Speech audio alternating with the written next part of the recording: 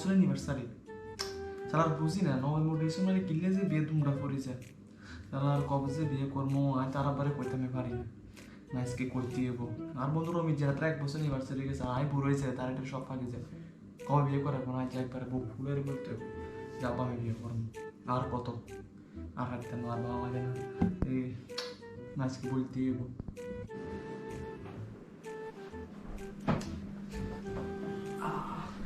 কে আব্বাজান কিছু বলবে নাকি এমনি বলেছো মনে হচ্ছে যে কিছু বলবে হ্যাঁ খরম তানজারি নিষ্কার সাথে ফিরতে চায় না আর কোনোদিন তোমার দুয়ারে হ্যাঁ আমাকে উপেক্ষা করো সুলতান ইলিয়াস শাহ কিছু বলবে বলবে কিছু বললে মনে হইতেছে যেমনি বইয়া রইছো বলি ফেলো বুক ফুলে কিছু বললে এভাবে বসে থাকিও না কোনটার মতো মা আব্বা জানি আব্বা না জিনিস খেয়াল করছেন আমরা বাসার ফ্যাশন সময় উত্তরিয়া হওয়াই কি যে মজা লাগে আমার কাছে মানে আর মন জোর হয়ে যাবে আব্বা অবশ্য শীত কতুর লাগে রাইতে কিন্তু মজা আছে আব্বা উত্তরিয়া হাওয়া দেখছেন নি কেন আমরা বাসা শুধু ফুরফুরে উত্তরিয়া হাওয়া দেয় মাঝে মধ্যে উত্তর হাওয়ার লাগে মশা কিছু আইয়ে কিন্তু সমস্যা না কিন্তু উত্তরিয়া হাওয়াটা কিন্তু অনেক মজার আব্বা মানে সাইন কিন্তু আনাগার থেকে আমি বুঝতে পারবেন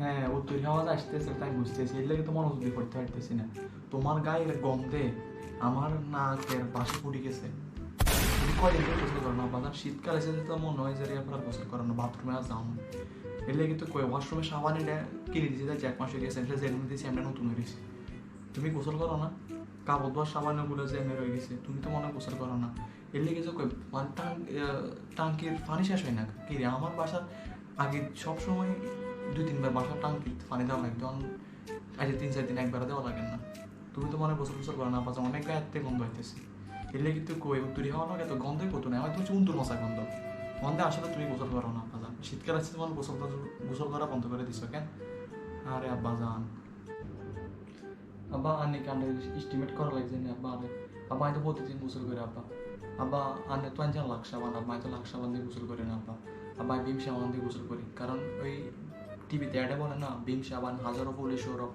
এই লাগে আব্বা ভীম সাবান দিয়ে গোসল করে আব্বা আমরা তো কইছিলাম পারফিউমকে কিনে দিও না তো কিনে দেন না কি করতাম রাস্তাঘাটে আইনের সময় মানুষ শরীরে দুর্গন্ধ করে মানুষ হাত দিকে তাকানো মাইয়ারা হাত দিকে তাকানো এই লেগে আব্বা ভীম সাবান দিয়ে গোসল করে আব্বা আনে সান না আব্বা গেঞ্জিত গ্রাম আছে আব্বা সান অনেক গ্রাম আব্বা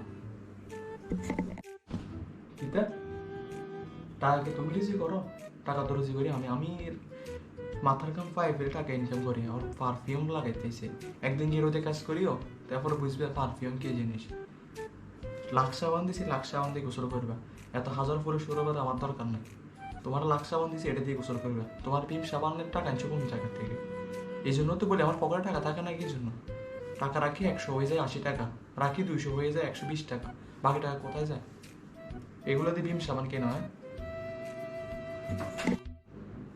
আসলে আব্বা আপনারা কেমনে কইতাম কথাটা আসলে আব্বা অনেক জিনিস খেয়াল হচ্ছে না আব্বা এত বড় বিছানায় আমি কেন ঘুমাইতাম আব্বা রাখ টাকার আব্বা কেন আব্বা কেন ঘুমাইতাম আব্বা এত বড় বিছানায় আমি কেমনে ঘুমাবো আর একটা রাত্রে শীতকালে গরম লাগবে তো কিছু একটা দরকার আব্বা আর রাত্রে শীত লাগে আব্বা আব্বা গরম মানে আর একটা কিছু যদি হইতো আব্বা এই বড় বিছানায় না যদি দুজন থাকা যাইতো রে আব্বা তাহলে ভালো হইতো আর কি বুঝলেন না আমি চাইছিলাম যে আব্বা এই বাসা যদি একটা বউ আনতেন তাহলে খুব ভালো লাগতো রে আব্বা তাহলে গরম লাগার জিনিসটা থাকতে পারি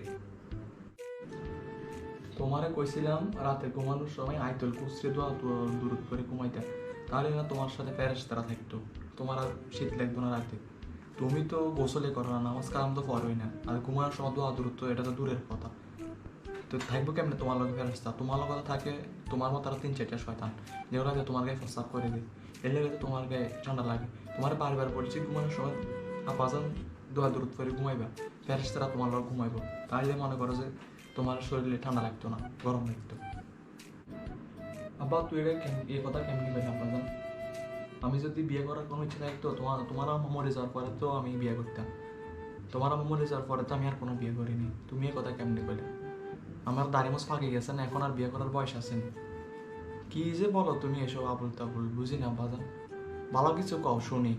তুমি উল্টা পাল্টা কথা বলতেছো কেন এখানে? আসলে আব্বা না কথাটা বুঝতে পারলাম না আব্বা, আমি আপনার বিয়ের কথা কই না আব্বা। আসলে আব্বা আমি আমার বিয়ের কথা কইছিলাম আর কি আব্বা। আব্বা আমি যদি আমার বিয়ে করে দিতেন তাহলে অন্তত শীতকালের যে গরম লাগার বিষয়টা আর কি আব্বা, এই এত বড় পিছলার ভিতরে তার আমরা দুজন দেখতাম আব্বা। আব্বা আমি তার বিয়ে করে দিতেন ভালোই তো।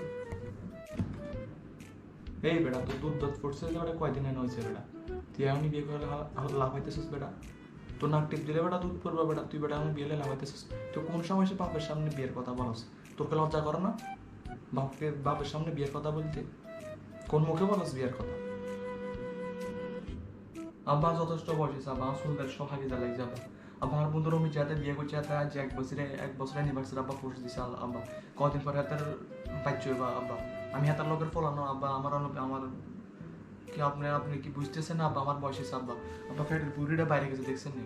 কদিন পরে জুতোর ফিতে দিয়ে ডাকতে ধরতেন না আব্বা। খালি কথার বুড়ে নি ছাড়া তার কিচ্ছু আর না। তুমি কি পারো বাজান আমার একটু বোঝা, তুমি কি পারো শুনি? তুমি বিয়ে করে বউরে খাওয়াই বেটা কি শুনি, আমার একটু শোনো। বিয়ে করে বউরে খাওয়াই বেটা কি? তুমি যে বিয়ে করবে লাফাইতে আসো আব্বা, আমি বুঝি না আব্বা, সবাইকে একই কথা কই, বিয়ে করে পরে খাওয়াই কি আব্বা? বউকে এতদিন না খাইয়া ছিল আব্বা, আপনি আছেন না আব্বা, আপনি খাওয়াইবেন। আর নাহলে আমার শ্বশুর আব্বা আছে, আমার শ্বশুর আব্বা খাওয়াইবে আব্বা। আর যখন আমার সময় হবে তখন আমি খাওয়াবো, সমস্যা না। আমি তো বলতেছি না যে আমার পরে আপনি খাওয়াইতেন। হয় আব্বা, জীবন যদি এত সহজ হতো তোমার আব্বা একটা বিয়ে করতো।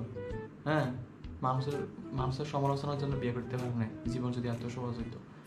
ক্লাস 9-এ করছো ইংরেজিতে ফেল, পুরুষ স্ত্রীর জায়গায় হি লিখবে না সে লিখবে, এটা তোতলাইতে পরীক্ষার সমস্যা শেষ হয়ে গেছে। তোমার শ্বশুর আব্বা যে গেলে কি বলবা? তোমার যোগ্যতা কি? আমি ইংরেজিতে ক্লাস 9-এ ইংরেজিতে ফেল করছি এটা বললা? তোমার কাছে মায়া বিয়ে দিব এটা বললে? আব্বা ক্লাস 9-এর কথা বলে লাভ আছে? এটা তো পুরান ইতিহাস ঐতিহ্য আব্বা। আব্বা আপনি ক্লাস 1-2 থেকে তো অনেক ফেল করছেন আব্বা, অনেক সময় শূন্যও পাইছেন। আমার তো তাদেরকে কিছু বলছিল আব্বা। আব্বা আমি কিন্তু এখন অনেক ইংরেজি পারি, আই ইমপ্রুভ স্কিল এ লট আব্বা। I know how to Impress my father আব্বা। আব্বা আমি অনেক ইংরেজি পারি আব্বা, সাগর স্যারের কাছে ইংরেজি ক্লাস করে আব্বা আমি অনেক ইংরেজি পারি আব্বা। আব্বা আমি ক্লাস 9-10-এ থাকতে এটা ফেল করছি একবার ঠিক আছে, এখন তো আব্বা আমি অনেক ইংরেজি পারি, I know A lot English আব্বা। হয় আব্বা তুমি যে কেন ইংলিশ পারো এটা বুঝতেছি তো। এখন তোমার কি বিয়ে করা লাগবে? স্ত্রী লাগবো? হ্যাঁ তোমার স্ত্রী লাগবো?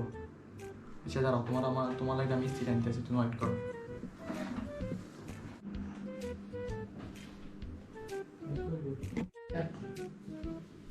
তোমার স্ত্রী লাগবো না?